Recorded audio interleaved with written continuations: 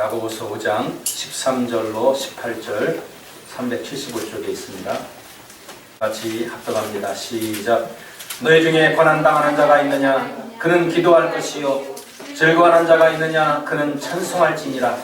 너희 중에 병든 자가 있느냐? 그는 교회의 장로들을 청할 것이요 그들은 주의 이름으로 기름을 바르며 그를 위하여 기도할지니라. 믿음의 기도는 병든 자를 구원하리니 주께서 그를 일으키시리라. 혹시 죄를 범죄하였을지라도 사하심을 받으리라. 그러므로 너희 죄를 서로 고백하며 병이 낫기 위하여 서로 기도하라. 의인의 간구는 역사하는 힘이 큼이니라. 엘리야는 우리와 성경이 같은 사람이로되 그가 비가 오지 않기를 간절히 기도한즉 3년 6개월 동안 땅에 비가 오지 아니하고 다시 기도하니 하늘이 비를 주고 땅이 열매를 맺었느니라. 아멘. 공독한 말씀을 근거해서 고난을 이기려면 이라는 제목을 가지고 함께 은혜를 나누고자 합니다. 1년도 360일 동안 모든 날이 한결같이 맑을 수가 없어요. 또 그렇게 돼서도 안 됩니다. 맑은 날이 있고 굳은 날이 있습니다. 잔잔한 날이 있고 폭풍과 몰아치는 그런 날도 존재합니다. 이 두 가지가 다 있어야 곡식도 알알이 잘 열매를 맺을 수 있고 또 우리의 삶이 풍성한 삶을 누리며 살아갈 수 있는 것입니다. 우리 신앙생활도 마찬가지예요. 항상 좋은 날만 있는 게 아니에요. 하나님 앞에 헌신하고 충성해도 때로는 어려움이 오고 고난이 오고 환난이 온다는 것입니다. 예수님께서 요한복음 16장 33절에 보면 너희가 세상에서 환난을 당하나 담대하라 내가 세상을 이겼노라 라고 말씀하셨어요. 세상에 우리가 살 때 환난을 겪게 된다는 거예요. 그러나 두려워하지 말라는 거예요. 세상을 주님이 이기셨다 이거예요. 주님을 믿는 백성들이 아니면 누가 세상을 이기겠느냐라고 말씀하셨습니다. 그러므로 우리가 아무리 어려움이 오고 환난이 오고 고난이 있고 핍박이 올지라도 우리가 주님 안에 주님이 우리 안에 계시면 주님을 믿는 믿음이 우리에게 있으면 이 모든 것을 다 우리가 넉넉히 이기게 됨을 믿으시기 바랍니다. 어떤 사람은 경제적인 어려움을 당하는 사람이 있고 또 질병으로 고난당하는 사람이 있고 대인관계 속에서 상처로 고통당하는 사람이 있고 또 정신적인 고통으로 잠을 못 자는 사람들도 있습니다. 그러나 그 고난이 올 때 원망하고 불평하면 그건 우리에게 전혀 도움이 되지 않아요.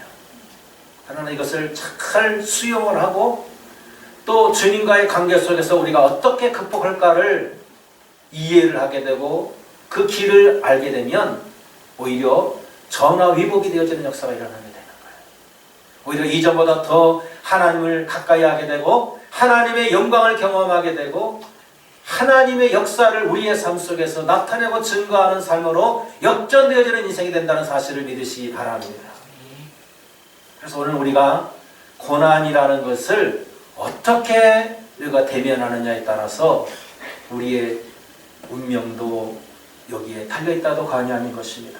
그러므로 오늘 우리에게 고난이 임할 때 어떻게 대처해야 되는지를 오늘 말씀을 중심으로 해서 함께 은혜를 나눠보자 합니다. 첫 번째로 우리가 고난을 당하게 되면 기도 먼저 해야 돼요. 기도는 모든 것의 열쇠라고 할 수 있습니다. 오늘 이 본문에도 보면 13절에 너희 중에 고난당하는 자가 있느냐? 저는 기도할 것이요 라고 했어요. 고난당하는 사람이 있느냐? 기도하라는 거예요. 그래서 여러분 참된 신앙생활하는 사람들이 고난이 올 때 자연스럽게 기도해야 그것이 진정한 신앙인이라고 말할 수가 있는 것입니다. 자, 예를 들어서 우리가 어디가 아프거나 또 우리가 가렵거나 그러면 반사적으로 손이 가잖아요. 아픈 곳에. 그죠? 또는 가려운 곳에 가잖아요. 가려운 곳에 자연적으로 손이 가듯이 고난이 우리에게 다가오면 자연스럽게 기도하는 것이 그게 정상이다 이거예요. 묻지도 말고 따지지도 말고 그냥 본능적으로 반사적으로 하나님 앞에 기도하는 것이 그게 건강한 기독인인 것을 믿으시기 바랍니다. 그래서 주님은 환난 날에 주님 앞에 부르짖으래요. 주님 앞에 기도하시래요. 시편 50편 15절에 보면 환난 날에 나를 부르라 내가 너를 건지리니 내가 나를 영화롭게 하리라. 할렐루야. 네. 사람들은요 어려운 문제를 가져오면요 피해버려요. 왜냐하면 내가 도울 힘이 없기 때문에 그런 거예요. 하나님은 전지전능하신 하나님이 되시는 것입니다. 모든 것을 해결할 수 있는 분인 거예요. 그렇기 때문에 어려움을 당하고 환난을 당할 때 주님 앞에 가지고 오라는 거예요. 하나님께 부르짖으라는 거예요. 여러분이 잘 아시는 예레미야 33장 3절 말씀처럼 너는 내게 부르짖으라 내가 내게 응답하겠고 네가 알지 못하는 크고 비밀한 일을 내게 보이리라고 말씀하신 것입니다. 고난이 우리에게 다가오면 그래서 기도해야 되는 거예요. 야고보서 4장 2절에도 보면 너희가 얻지 못하면 구하지 아니하니라 그랬어요. 구하지 아니하기 때문에 얻지 못한다는 거예요. 그러나 또 구하여도 얻지 못하면 정욕으로 구하기 때문에 얻지 못한다는 거예요. 그래서 구해야 됩니다. 그래서 고난을 이기는 비결은 무엇보다도 기도를 통해서 하나님의 능력을 힘입는 거예요. 하나님으로부터 말미암는 그 약속을 받는 거예요. 하나님의 음성을 들어야 우리는 살아나기 때문에 기도를 해야 될 이유가 바로 여기 있는 것입니다. 그리고 두 번째로 우리가 고난을 만날 때 해야 될 일은 뭐냐면 회개하는 것입니다. 대개 환난과 고난은 우리의 죄와 허물 때문에 오는 경우가 많습니다. 모든 경우가 다 우리의 죄와 허물 때문에 오는 건 아니지만 대부분의 경우가 우리의 죄와 허물 때문에 오는 경우가 많다는 거예요. 그래서 어려움을 직면하게 되면 내가 하나님 앞에 잘못된 것이 무엇인가 나를 되돌아보고 또 사람 관계 속에서 내가 무슨 죄와 허물이 있는가를 발견하라고 하는 것이 중요한 거예요. 이거를 발견하고 나서 이거를 제거해야 되는 거예요. 그래야 다시 관계가 회복돼요. 하나님 관계, 사람의 관계가 다 회복이 되는 것입니다. 그러니까 어느 하나라도 금이가 있으면 안 되는 거예요. 하나님 관계도 마찬가지고 사람 관계도 마찬가지예요. 이게 맞물려 있다고요. 따로따로 분리된 것 같으면서도 이게 다 연결되어 있다. 하나님 관계와 사람의 관계가 이게 따로 분리되어 있는 것처럼 보이잖아요. 그런데 분리된 게 아니에요. 사실은 다 하나예요. 하나님 관계가 잘못되면 사람 관계도 잘못되기 쉽고 또 사람 관계가 틀어지면 하나님 관계도 틀어지는 거예요. 그렇기 때문에 첫 번째로 우리가 기도하고 하나님께서 나에게 깨닫게 해달라. 내가 잘못한 것이 무엇인지 하나님 관계나 사람 관계 속에서 내가 허물과 죄가 있는 것이 무엇인지를 발견할 수 있도록 가르쳐달라. 그렇게 기도해야 하는 것입니다. 예수님이 공생애를 사시면서 첫 번째 하신 설교 중에 하나가 뭡니까? 회개하라. 천국이 가까웠느니라. 회개해야 천국이 임한다는 거예요. 내가 내 마음대로 살던 그 길과 가치관을 버리지 않으면 돌이키지 않으면 주님이 예비하신 그 충만한 하나님의 나라 영광의 길로 우리가 갈 수 없다는 거예요. 회개라는 것이 유턴하는 거예요. 유턴. 잘못된 길을 돌이키는 거예요. 그렇기 때문에 우리가 고난당할 때 자신을 돌아보게 되잖아요. 편안할 때는요 자기 안 봐요. 그죠? 이 고속도로에서 사고가 왜 잘 나는지 아십니까? 너무 편안한 길이고, 그죠? 뭐 장애물이 별로 없잖아요. 그 마음 놓고 안심하고 가다가 졸다가 그냥 사고를 치는 거예요. 마음 놓고 가다가.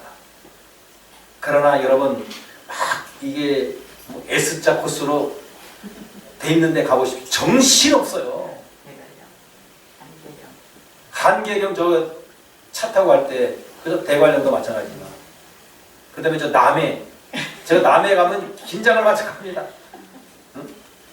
해안도로 갈 때요. 와, 이건 뭐, S자도 급경사예요, 완전히. 그냥. 꼬불꼬불 해가지고 잘못하면 그냥 여차하면 그 절벽으로 떨어지는 거예요. 그러니 뭐 정신을 안 차릴 수밖에 없죠. 정신을 차려야지. 안 차렸다는 큰 사고를 하니까 정신을 바짝 차린다니까요. 그래서 하나님께서 우리에게 고난을 허용하시는 이유도, 그대로 놔두면요 우리는 멸망의 길로 가거든요. 그래서 깨닫게 하시고 돌이키도록 자신을 점검할 수 있는 그런 기회를 허락하시는 것입니다. 그래서 이 관계를 청산해버리는 거예요. 자, 우리 욥기서 7장 17절로 18절에 보면, 볼지어다 하나님께 징계받는 자들에게는 복이 있나니 그러니 너는 전능자의 징계를 없이 여기지 말지니라. 하나님은 아프시게 하다가 싸매시며 상해하시다가 그의 손으로 고치시나니. 하나님의 징계를 두려워하지 말라. 사랑하는 사람에게 징계를 하시는 거예요. 버린 자식은요 손도 안 대요. 그러니까 왜 나만 때려 그러지 마시고, 하나님이 나를 사랑하시는구나, 사랑하는 아들이기 때문에 징계하신다 그랬어요. 하나님은 욥기서 말씀처럼 아프게 하시다가 싸매시고 또 상하게 하시다가 그의 손으로 고치시는 하나님이 되시는 것입니다. 그래서 여러분, 고난만이 우리를 뒤돌아보게 바른 사람을 가게 만드는 거예요. 그래서 아이들에게 채찍질하는 것이 잘못된 게 아니에요. 회초리를 드는 것이 잘못된 게 아니에요. 요즘에는 너무 정부가 개입을 많이 합니다. 이제 법이요 더 강화가 돼서요, 그 자녀들에게 지나친 건 안 좋지만은 이제 매를 심하게 때리지 않습니까? 그러면요 체벌 못하게 돼요. 그래서 정부에서 이제는 징역형을 살게 만든다. 5년 징역이요. 이 법이 바뀌었어요 지금. 부모인데도 불구하고 자녀를 구타하잖아요. 신고하면 이제는 징역형 5년형에 처합니다.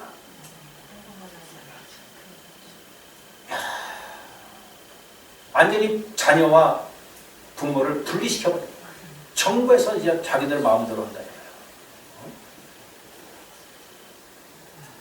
이제는 부모가 자녀를 교육을 못해요. 이제 이게 좋은 게 아니거든요, 사실은. 물론 이제 이 부모가 지나치게 막 그 폭행을 한다든지 이런 거는 안 되지만은, 때로는 여러분 잘못할 때 체벌이 필요하잖아요. 채찍은 깊은 곳으로 들어간다 그랬어. 그래서 깊이 들어간다고요. 그래서 그 잘못한 것을 철저하게 깨닫고 다시는 이렇게 하지 말아야지, 이런 마음이 생기는데, 이런 게 없으면요 또 범죄하는 거예요. 이 조두순이 이제 곧 이제 나온다고 하지 않나요? 그 지금 무서워가지고 보복할까봐 또 범죄할 가능성이 너무 높대요. 그래가지고 그 살던 사람이 떠난대. 아니, 피해자가 떠나는 거예요. 이게 거꾸로 된 거 아닙니까? 가해자가 거기 가면 안 되는 거지. 그렇잖아요? 근데 피해자가 피해. 참, 이게 뭐가 잘못된 건 너무 잘못된 거 아닙니까? 죽이기 전도된 거예요 지금. 그래서 여러분, 회개할 수 있는 은혜가 축복임을 믿으시기 바랍니다. 회개할 수 있는 게 축복이에요. 자, 다윗은 시편 119편 67절 71절에 보면 이렇게 고백합니다. 고난 당하기 전에는 내가 그릇 행하였더니 이제는 주의 말씀을 지키나이다. 고난 당한 것이 내게 유익이라 이로 인하여 내가 주의 율례를 배우게 되었나이다 라고 고백해요. 고난 당하기 전에는 내가 마음대로 살았다 이거예요. 이제는 그런데 하나님의 말씀을 지킨다. 고난 당한 것이 내게 유익이라 내가 이로 인하여 율례를 배우게 되었다는 거예요. 하나님의 말씀과 그 뜻을 알게 되어서 이제 하나님의 뜻대로 살게 되는 인생이 되었다는 거예요. 그래서 고난이 우리에게 나쁜 것만이 아니고 우리에게 유익이 있습니다. 이번에 우리나라에 그 태풍이 2개가 지나갔잖아요. 근데 그 태풍이요, 또 우리나라에 그렇게 크게 파괴를 하지 않았어요. 그죠? 물론 일부 지역은 많이 침수당하고 피해를 받은 지역이 있지만, 근데 대체적으로 그렇게 큰 피해 없이 우리나라에게는 이게 비껴나갔는데 여러분 중국이요 북한하고요 어마어마하게 비교가 났어요. 그 영상 올라온 거 보니까요 야 정말 무섭더라고요. 그런데요 이렇게 강한 태풍도 근데 이 바닥을요 다 휘저어놔가지고 이 바닥 그래서 다시 바다가 생명력이 넘친다는 거예요. 다 갈아엎어버리는 거예요. 다. 그래서 산소를 공급하게 되고 프랑크톤이 또 많이 생산이 되어지는 그런 또 유익을 갖다 준다는 거예요. 뭐 녹조 이런 거 다 없애버리잖아요. 그러니까 손해보는 것만 있는 게 아니라 유익을 주는 부분도 있다는 거예요. 이 바이러스도요 우리 인체를 청소해주는 역할도 한답니다. 청소를 우리는 못하잖아요. 그렇죠? 그런데 이 바이러스가 들어가서 우리 인체를 청소해준대. 의사가 얘기하더라고. 근데 그거를 어떤 사람은 너무 저항력이 약해서 견디지 못해서 죽는 사람도 있지만 저항력이 어느 정도 있는 사람은 오히려 유익이 된다는 거예요. 이게. 깨끗하게 이 다른 것들을 다 청소해준대. 쓸데없는 것들을. 바이러스가. 그런 유익도 있다는 거예요. 그래서 고난도 누가 좋아합니까? 고통스럽잖아요. 그런데 지나고 보면 이것이 우리 인생에 큰 유익이 된다는 거예요. 영혼 정화시키지, 우리의 정신을 건강하게 해주지, 또 정신을 차리게 만들어주지, 그죠? 하나님의 길로 가게 만들지. 이것이 큰 축복인 것입니다. 그래서 야고보서 5장 16절에도 보면 그러므로 너희 죄를 서로 고백하며 병이 낫기를 위하여 기도하라. 의인의 간구는 역사하는 힘이 큼이니라 라고 말씀을 하고 있습니다. 이런 어려움을 당할 때 죄를 서로 고백하고 병 낫기를 위해서 기도하라는 거예요. 그러면 하나님이 고치신다. 의인의 간구는 역사하는 힘이 크다는 거예요. 그래서 우리 예수 믿는 사람들이 기도해야 되는 거예요. 이 나라 민족이 지금 많이 우화를 만나지 않습니까? 코로나를 고칠 의지도 없고 그거를 이용만 하려고 그러잖아요. 자기들 유리한 쪽으로. 이거를 알면서 우리가 어떻게 할 수가 없잖아요. 지금. 야, 이런 계엄령 이상이야 지금 우리나라 살아가는 거예요. 이 통제를 다 하지 않습니까? 어제 이제 기사를 보니까 강화문에 일반인들도 차 타고 하면요 불신 건물한테 저는 그냥 신분증 내라 이거야. 그 걷는데도 거기 일반인이 그냥 집회하려고 온 게 아니고 일반 거기 사는 주민이 그냥 걸어가는데도 불신 건물에서 신분증 몇 번을 몇 번 요 거리돌 만드는데 몇 번 제시했다 이거야. 이런 세상이 뭐 어떤 일이냐고. 지금 이 21세기의 대한민국이 맞냐 이거야. 야. 거리를 만드는 이거 그냥 옮겨 다니는데 거기 이동하는데 그냥 신분증을 몇 번이나 제시했다 이거야. 이게 나라입니까 이게? 방역을 그렇게 자기들이 잘할 것 같으면은 기차부터 그리고 유흥업소부터 통제하라고 그래. 그런 데는 전혀 여러분 방역도 제대로 신경 안 쓰고 그리고 자기들 민주당원들 밤에는 술 퍼먹고 낮에는 화상통화 쭉 한 다음에 국민들한테 보여주려고 우리는 이렇게 방역의 협조를 철저하기 때문에 화상으로 우리가 전부 다 이렇게 통화를 한다. 회의를 한다고 해 화상으로 다. 그리고 밤에는요 자기들끼리 모여가지고 전부 다 술집에서 마스크도 안 쓰고 다 먹고 놀아요. 그게 무슨 방역을 하는 거기에? 그러니까 기만하는 행동이 기만하는 거예요. 그리고 사실은요 이 코로나가 이 발병률은 높지만은 치사율은 낮아요. 별로 안 죽어요. 우리나라 지금 240명 죽었거든. 240명. 아니, 돌아가신 분들이 240명이면. 근데 이 독감으로 죽는 사람, 또 폐렴으로 죽는 사람, 교통사고로 죽는 사람보다도 훨씬 낮아요. 그러니까 특별히 고약자가 되거나 지병이 심한 사람들 이외에는 죽을 일이 없더라고요. 죽을 일이 없는 거야.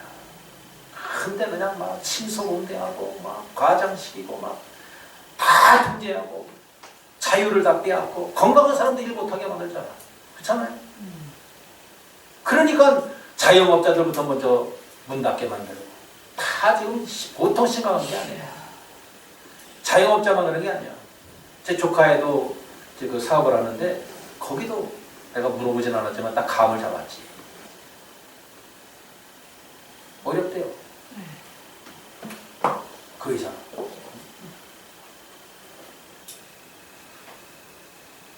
그러니 우리가 이런 국면에서 서로 남 탓하거나 원망하지 말고 우리가 자신의 죄와 허물들을 발견하며 회개하고 또 이민족의 죄를 위해서 지도자들의 죄를 위해서 우리가 하나님이 긍휼을 베풀어 달라고.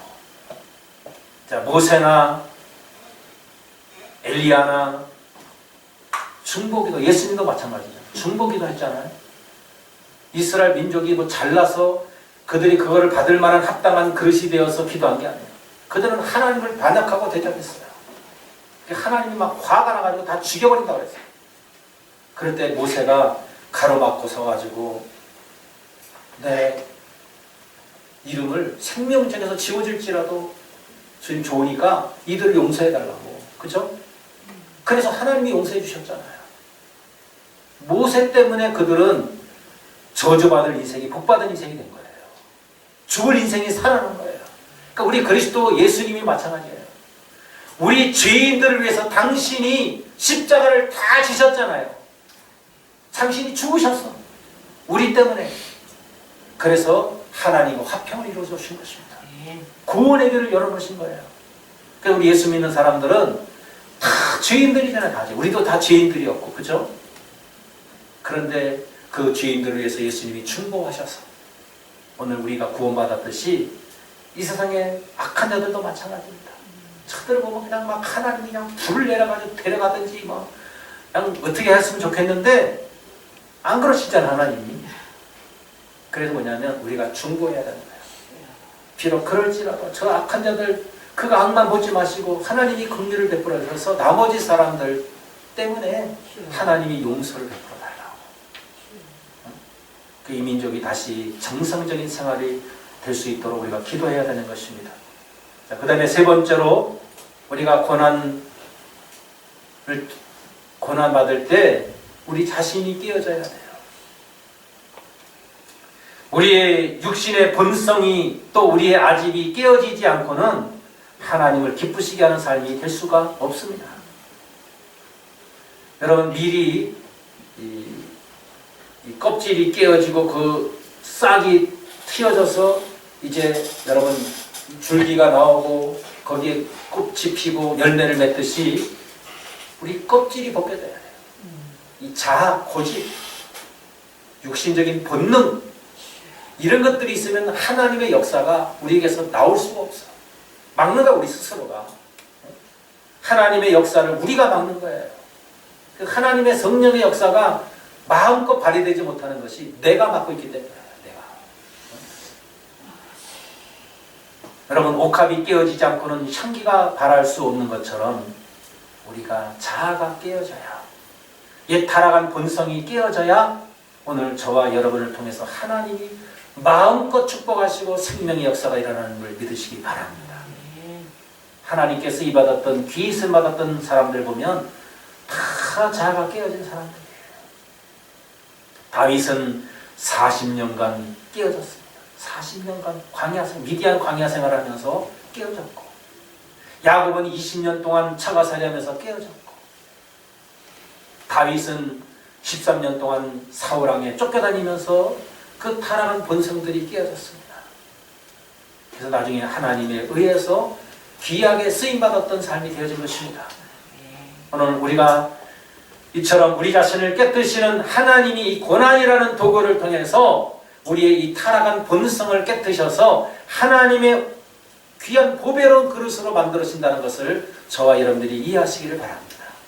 그래서 고난을 회피하지 말고 이번이 바로 내가 축복의 그릇이 될 수 있는 기회라는 것을 알고 겸손히 하나님 앞에 자신을 뒤돌아보고 하나님이 우리를 만지시도록 보배롭고 존귀한 귀한 그릇으로 하나님이 만드시도록 모든 것을 다 주님께 의탁하는 저와 여러분의 삶이 되시기를 예수님의 이름으로 축원합니다. 네 번째로 우리가 고난당할 때 해야 될 일이 뭐냐? 겸손해야 되는 거예요. 겸손한 거예요. 잠언서 16장 18절에 보면 교만은 패망의 선봉이요 거만한 마음은 넘어짐의 앞잡이니라 그랬어요. 또 베드로전서 5장 5절에도 보면 하나님이 교만한 자를 대적하시되 겸손한 자에게 은혜를 베푸신다고 그랬어요. 오늘 시편 1편에도 보면 하나님은 교만한 사람을 쓰지 않아요. 그 편에 서지 않아요. 하나님. 또 우리 그리스도인들이 교만한 편에 서기를 원치 않아요. 악인의 길은 하나님이 인정하지 않아요. 의인의 길만 인정하시는 것입니다. 그러므로 우리에게도 우리도 모르는 사이에 이 교만이 있을 수가 있다는 거죠. 그러나 이 고난이라는 것이 오면 이게 감추었던 것들이 드러나는 거예요.